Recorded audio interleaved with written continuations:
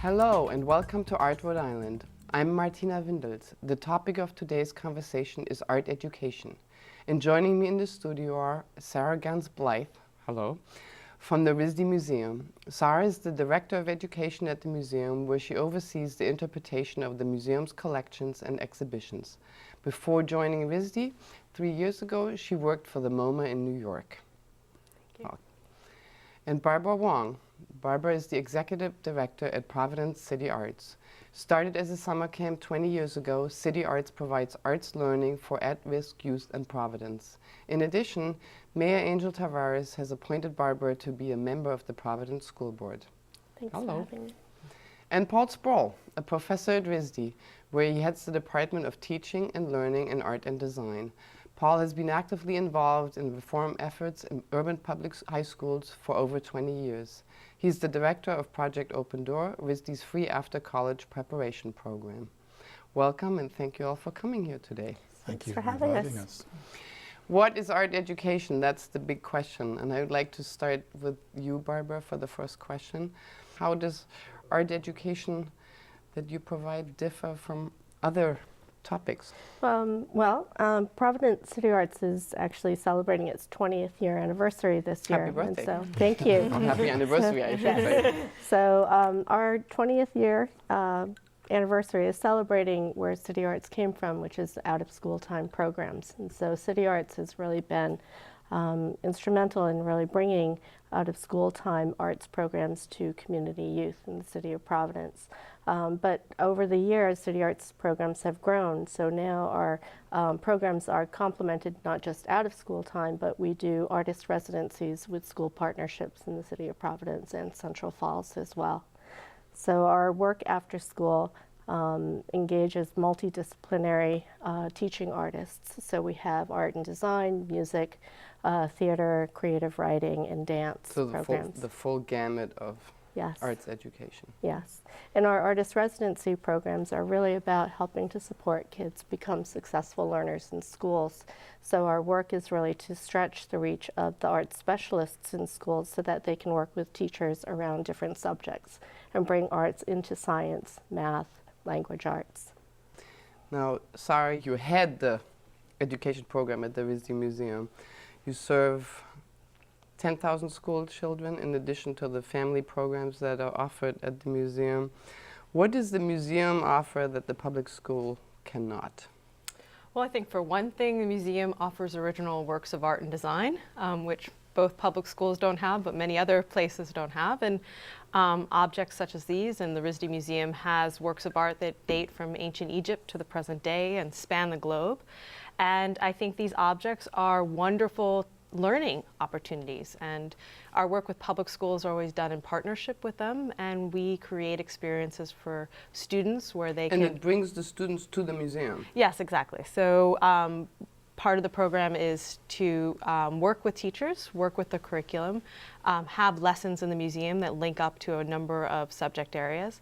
And through discussion, through looking, students look, think, create meaning, and not only learn content, but also exercise skills that relate to the curriculum.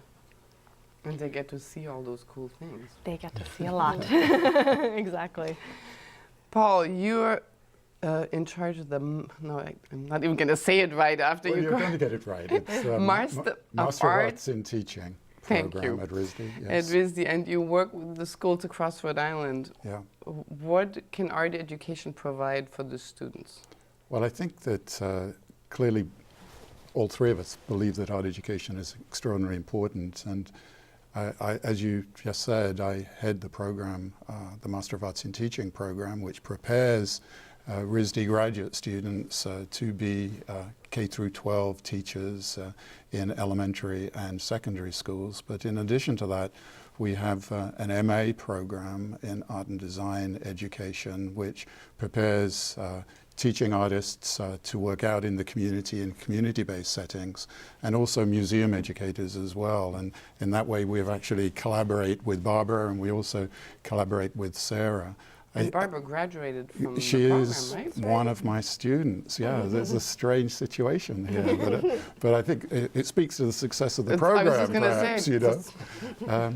But I think that one of the things that we're clearly interested in our training of educators is to provide rich learning experiences through art and design for young people, which actually empower young people to have a visual voice, to be able to make statements, to express themselves visually, to express ideas, feelings, and values, and in doing so to develop their creative and imaginative dispositions, which we believe that all children and youth have. And I think a program such as ours wants to develop educators who really sort of facilitate that sort of learning, both in school, in museum, and in community settings. This question goes to everybody. Art is also used to teach other subjects. How does that work? Well, we And have... you can all jump in, Sure, because you're all the experts. We have the state's only AmeriCorps program that puts teaching artists into schools, and it's been an exciting program for us. It's been an opportunity for us to bring full-time teaching artists to work together with the art specialists in the schools to be able to work with different core subjects like science, math, and language arts. So our teaching artists will work with the core subject, work together and collaboratively with the subject teachers around lesson units that they're designing around different topics. So then art teaching becomes the tool to teach other subjects. Well, it's an alternative avenue to help kids to find new ways to either deepen their learning within a particular subject or a particular unit. It's providing an alternative approach because kids learn in different ways. So having arts involved in those classrooms will either reinforce the learning that they're getting, or it will also provide a new avenue for kids to understand some of the curricular pieces that are coming across. But our teaching artists are also working around developing skills that will help kids become better learners and think about, critical thinking and giving them the tools to be able to access the things that they're learning in school in a richer and deeper way. Both of you are nodding. Yes. So you want to fill in? I think it's really important to recognize the value of art education as a way of knowing, and if Seeing it the is world. a way of knowing the world and a way of knowing our place in the world and our history, and in that way, I think it's an enormous sort of benefit to other subject areas, and it provides a sort of an access point to sort of understanding ideas that perhaps might not be accessed in other ways. But I do think that it's really important that it's not only seen in service of other subjects, that it is a subject in of itself, in its own right. I would also argue that, in the case of objects of art and design, many of them, first of all, existed before we were so caught up in disciplinary boundaries. And also, why not understand the Iliad by looking at a Roman sarcophagus, or think about power relations and economics? Context. Yeah, but I think, from my perspective, objects are highly potent occasions to look at content, but also exercise skills when one tries to decipher them, make meaning, apply what you learned in class, apply your lived experience to these objects. You sit in the museum, so you have primary sources to. Exactly. You have an advantage there. Right. So how do you engage with the school teachers in the public school? Well, we engage in a variety of ways. Most directly, this morning I was at Tiverton watching one of our graduate students teach, so that we use schools as clinical teaching sites, as practicum sites, professional practice sites. So that's a very direct engagement. And it's not just a one-way engagement, because I think while we're placing our students there for training, they themselves, the students themselves and their practices are informing the practices of the teachers in schools and hopefully advancing the learning of students in schools. But beyond that also, we've become increasingly involved in the professional development of teachers through summer institutes and workshops, through curriculum development initiatives. So these are programs that you offer for teachers in public schools? We offer and not only public schools, also private schools as well. So the professional development arm of the department, and indeed of RISD and the RISD Museum, is really important. I think it goes back actually historically to the sort of the third leg of its historic mission. It was public education, which I think a lot of people are not aware of. Right. When the museum was founded, When or the Well, school. when the school was RISD founded, was when founded, RISD was founded, yes.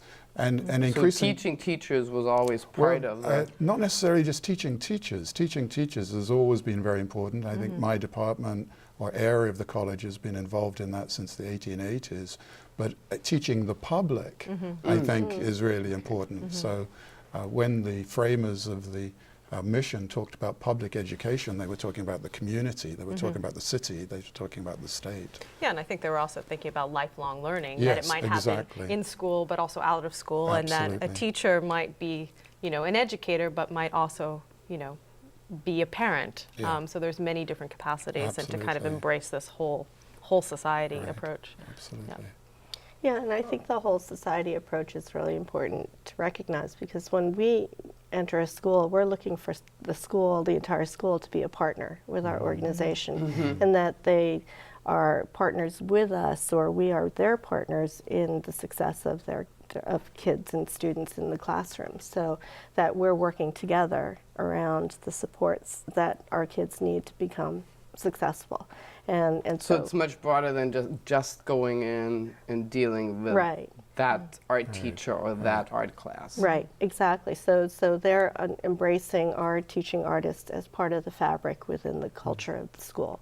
And that's something that we look from the onset in our relationship with the school, that it's not just sending a teaching artist to a classroom to do one project, but that they really undertake the embracing arts within the fabric of how they educate kids. Now, you also very closely work together with the charter school, the Highlander That's Charter right. School.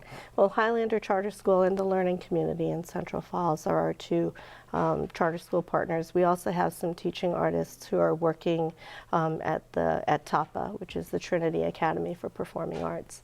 And these are exciting partnerships for us because we are able to pilot opportunities for our teaching artists to explore what we can do during the school day as well as after school, and the experiences that we have shape our work with public schools. So that's sort of the lab where you get to experiment and Exactly.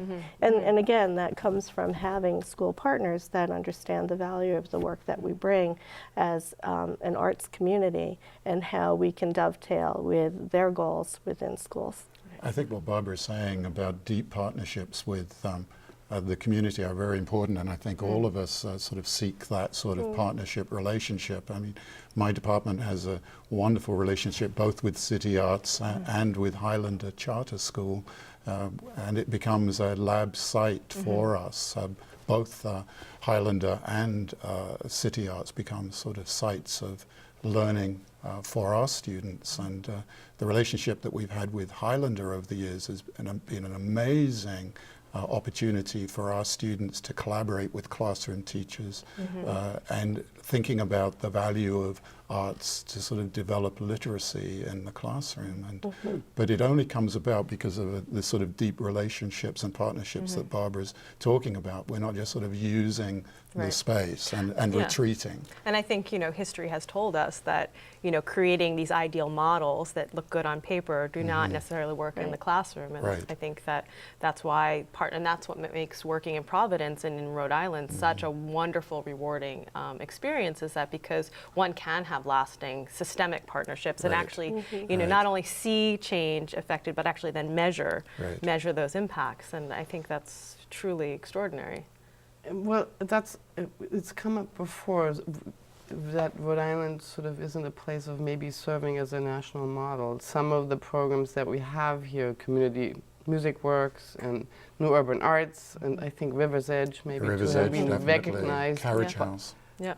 by the National The National Arts and Humanities Youth Program Awards. Thank you. And we just found out that we are one of the 50 finalists for this year. Congratulations. Thank That's you. really good. So we're really excited because there is a prevalence of great youth arts organizations in Rhode Island, and I think that it's fairly unique across the country to have this concentration of programs that are really finding great successes within the communities that they serve. And getting recognized. And getting for it. recognized. So that's Right. I mean, it's extraordinary for the scale, you know, and Right. the size of the city and the state to have so many exemplary programs that are But recognized. do you think it might be because of the scale? I mean, I keep on wondering if that, you know, a shorter, Right. closer network actually just strengthens the depth and the rigor, because we are so aware of what one another does. and you all know each other. And we do.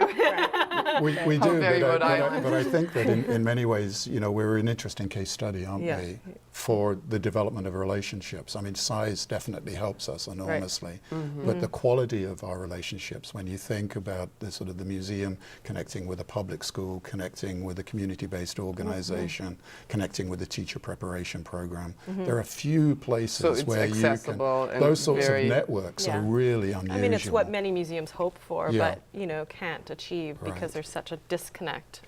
So, yeah, no, I think it's a wonderful advantage, and I think the national recognition is not happenstance. I think it's No, because no. because of No, it the speaks quality. for the Yeah. program. No, it speaks to the quality of the programming. Exactly. Yeah. Now, I would like to also talk a little bit about art education in public school in this, the disappearing art education in public school, Yeah. because one of the functions of the organizations where we just mentioned is sort of providing some of the things that seems to be cut out of the program. Often when the budget gets shortened, that seems music and physical education and art falls out. So Yeah. can those programs step in and fill that gap?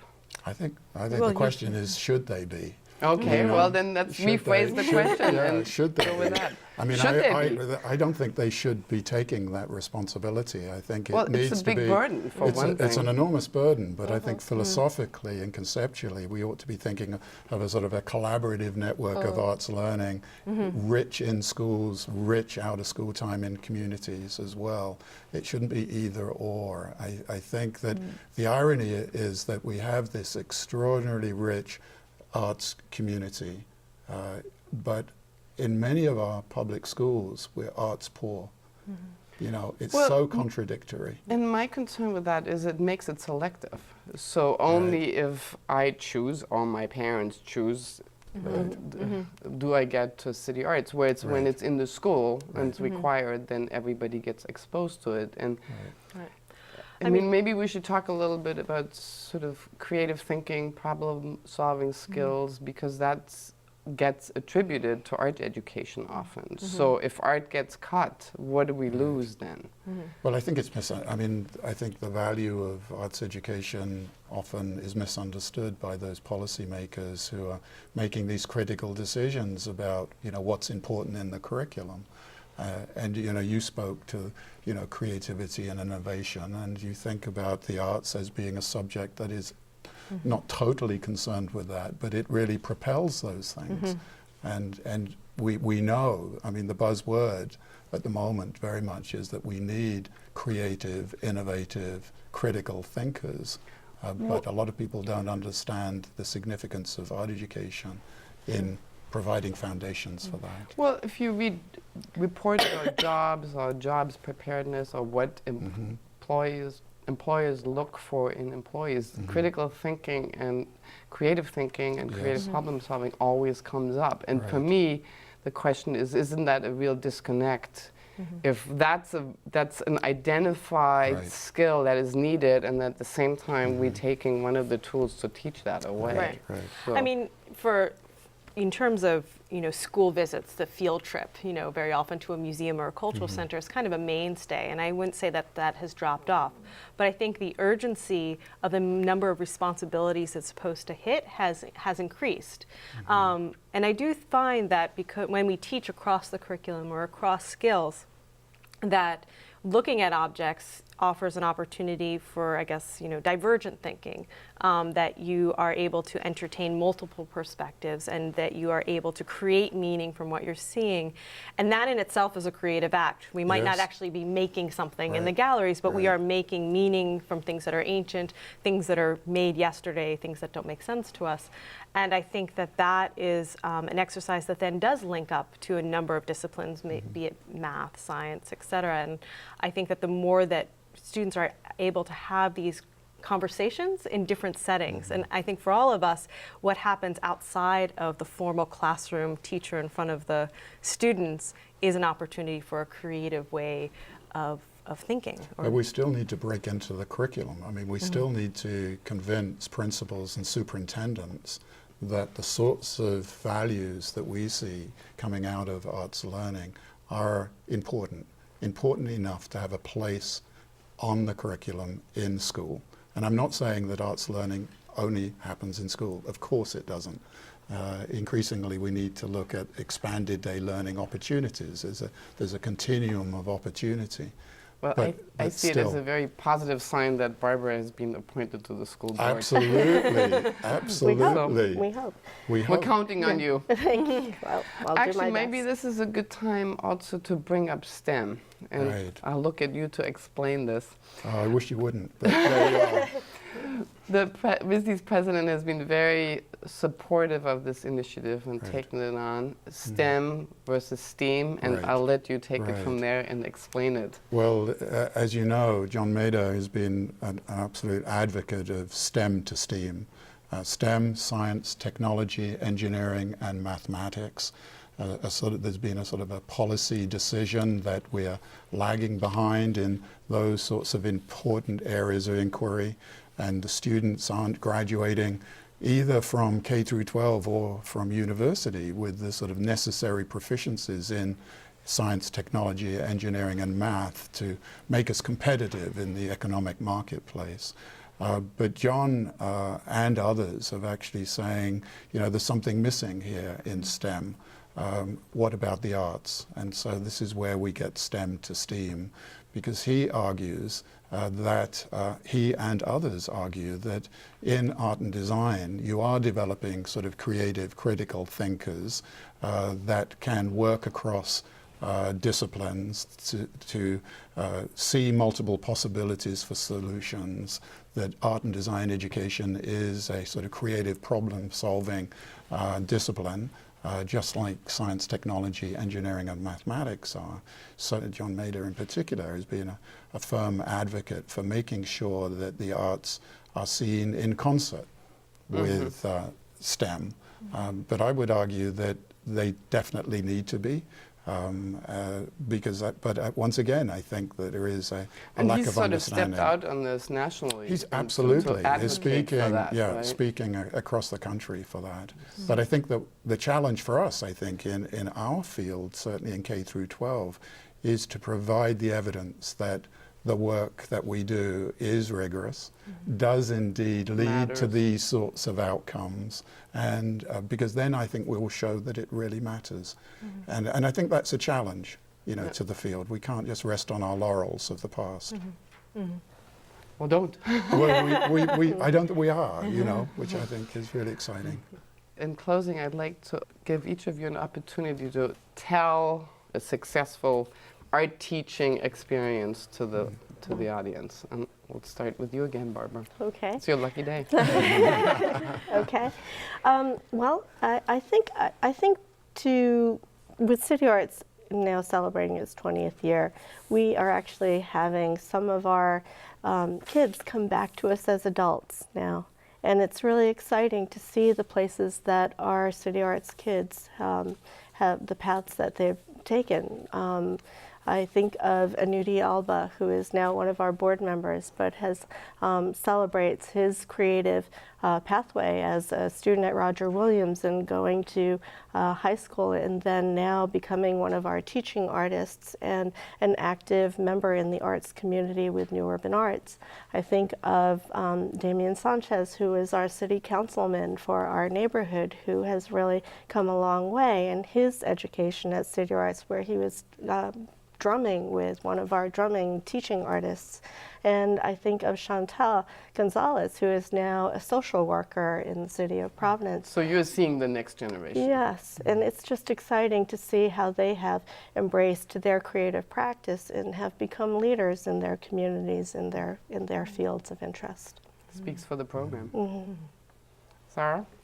I mean, I think what we're talking about really is we're looking for transformational experiences and how an aesthetic experience can be transformational. I think recently we've noticed that our teens, for example, will be teaching our tots, our 4 to 5-year-olds in the galleries about shadow and Japanese prints, or parents learning alongside of children, or even better, RISD students painting alongside of young children. And I think for us, that's the most rewarding moment, because it's no longer the educator as intercessor, but rather members of this larger culture learning side by side in unexpected ways. I think we have very few opportunities to learn with our children, learn across generations, and I think a museum in particular offers opportunity to kind of move outside the norm and learn through art in this manner. So that's been incredibly rewarding.